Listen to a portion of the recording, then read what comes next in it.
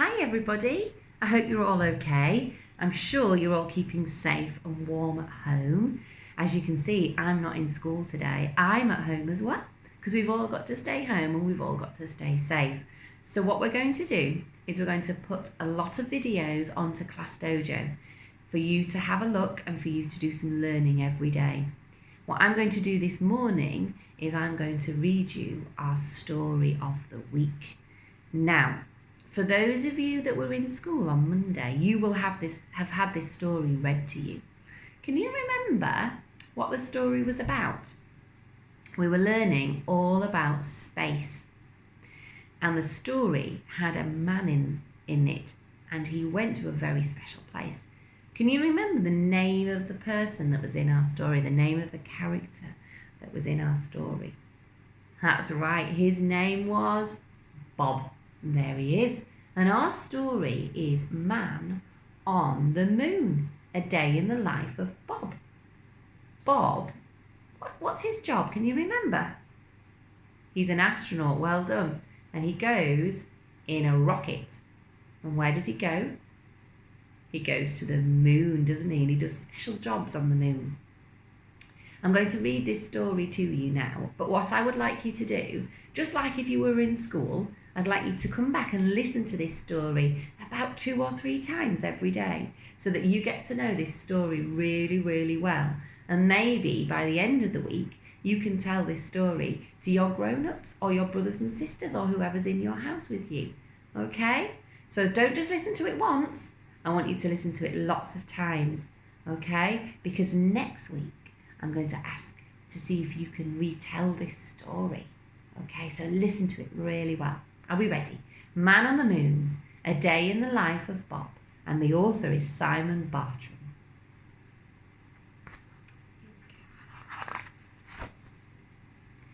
This is Bob.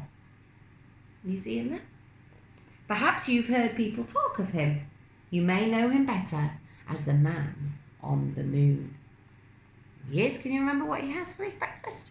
We'll find out in a minute. Here he is, on the moon. This is where Bob lives. And every morning he rises at 6 o'clock. He has a cup of tea and 2 eggs for breakfast before leaving for the rocket launch pad. On his way, he stops to buy a newspaper and some chocolate toffees. He's on his way to work. Where does he work? On the moon. So there he is on his bike. And here he goes all the way around to the, what's this here? Can you remember? It's a rocket launch pad to the moon. By 8 o'clock, Bob arrives at the launch pad, changes into his special Man on the Moon suit and boards his fantastic rocket ship. He must make sure he leaves by 8:45.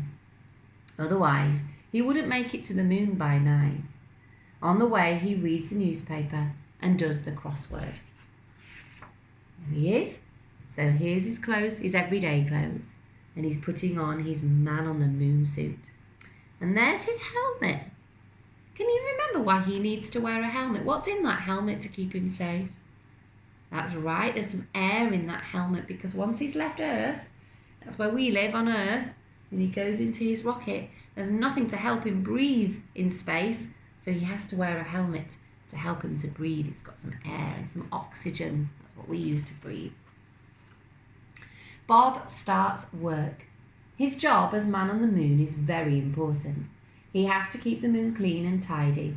Quite often, astronauts drop sweet packets and cans. Some people say that aliens are responsible for much of the rubbish, but Bob knows that's not true. There's no such thing as aliens. Is there? Oh, look at those crazy aliens. Oh, goodness me. Funny looking things. Are they real? I hope not. Bob doesn't think so. By 12:30, it's time to eat. Bob goes to his rocket ship to fetch his lunchbox. This usually contains 2 sandwiches, either cheese or peanut butter, an apple, and some chocolate-covered nuts. Sometimes he meets his friends for a picnic. His two best friends are Billy, the man on Mars, and Sam, the man on Saturn. They talk about the stars and they tell jokes. There they are. So you've got Billy, the man on Mars, and Sam, the man on Saturn. There they are. And there's the picnic. After lunch, tourist spaceships start arriving from Earth. It is part of Bob's job to entertain them and give them something to photograph. So he does somersaults, handstands, and especially high moon jumps. Sometimes he performs for as long as 2 hours and is left quite out of puff. Can you remember what a somersault is, where you jump in the air and you spin over? That's what he's doing here. Lots of different dances, cartwheels, headstands, handstands, moon jumps. And all of these tourists. A tourist is someone that likes to go and look at a different place, see what it's like there. All of these tourists flying in, so he's got to entertain them. And here he is. Occasionally, the tourist spaceships will land on the moon. And when they do, Bob gives them a guided tour and a speech. He tells them lots of facts, such as how many craters the moon has, or how long it takes to walk around it on stilts. Do you remember what the stilts are? Those are those long wooden poles that you stand on to make you look really, really tall. Sometimes he puts stilts on and walks around the moon. Sometimes people ask him about aliens, and Bob explains patiently that there aren't any. Afterwards, Bob opens a small souvenir stand selling postcards, pencils, mugs, and small plastic moon models. Do you remember we had those plastic moon models in school on Monday? That's what he's selling here. On his souvenir, that's things that you can buy to remind you of somewhere you've been. Oh, what's this? Can you remember the name? It had a special name. A crater, that's right. By 4:30, all visitors must leave the moon. Bob looks around to see that everyone has left. He checks inside any big craters in case anyone has fallen in. But there's never anyone in there. Who is in there, though? That's right, there's aliens in there. Remember, a big crater is a hole. A big hole in the ground. So the crater's a hole on the moon. The working day is nearly over. It is time to check everything is in order before leaving for the night. Bob packs away his equipment and any unsold souvenirs into his rocket. He switches on the moon's nightlight before jetting off towards Earth. And by this time, he is very tired, but he still has to keep his wits about him while flying the rocket. There he is. Who can you see in that rocket? I can see here. Some alien feet. And over his shoulder here. What's that? Has an alien snuck home with him? Goodness me, I do wonder. As he reaches Earth, it is about 5 o'clock. The rush hour is in full swing, with everyone leaving work and going home, just like Bob. They're all going home, can you see? At home, Bob is just like anyone else. First, he has a long bath.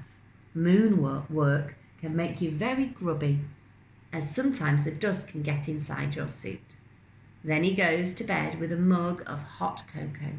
He sleeps soundly bathed in moonbeams, very happy to be the man on the moon. And aliens? Well, Bob would know if there were any. Oh, my goodness me. Oh, those aliens. Wouldn't he? And if you look really carefully at that picture, can you see? There's lots of little aliens hiding in his house and around his garden.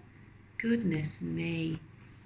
Do you believe in aliens? Oh, I don't know if I do. I don't know if I want to believe that these aliens here exist. They look quite scary, don't they? All different shapes and different sizes. That's what Bob might see on the moon. But he won't because he doesn't believe in them. All right, so that's our story of the week. I hope you enjoyed it. Remember, like I said earlier, come back and listen to it a few times. And maybe, if you know the story, you can get someone to video it and pop it on Dojo so that we can see you retelling this story. All right, have a lovely day. Remember to check on Dojo so that you can look at the other things that we've posted for you to do. Okay, bye-bye.